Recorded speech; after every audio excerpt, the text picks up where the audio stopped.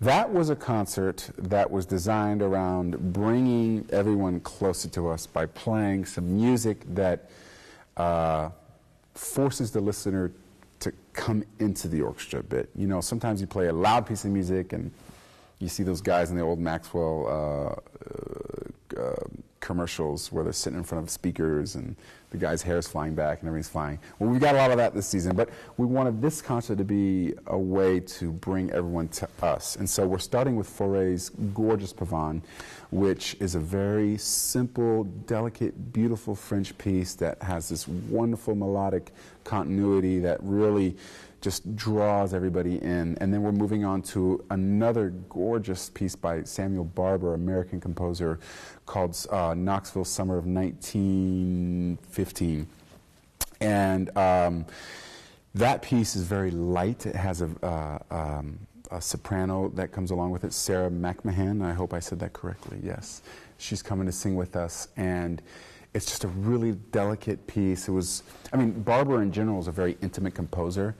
His violin concerto, which we did here last year, is very intimate. There's just a certain sort of transparency of writing that creates this sound world that's very sort of petite, but also gorgeous and beautiful. And then she'll be doing, singing another more fun piece by Bernstein from the movie Trouble in Tahiti called Oh, What a Movie.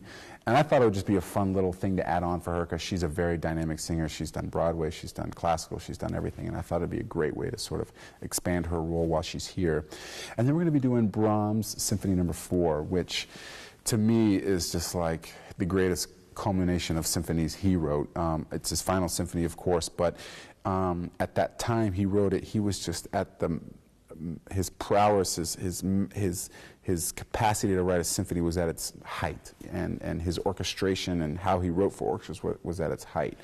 And it's very big in the end, of course, like all his other symphonies, but it's another piece that just starts out with this intimacy. You would think it's almost like a chamber music piece of music that's like a chamber quartet, because it starts so soft and so beautiful. And so every movement is very sort of relaxed and quiet and brings you in, and then obviously it gets bigger as we go and it ends in typical Brahms fashion, but it's sort of correlated with all these other pieces to bring it into an evening that's a little more connected, a little more closer to the audience. And so I always feel like the softer an orchestra can play, the more it gets people to listen and come into them, and I really wanted to do that for that concert.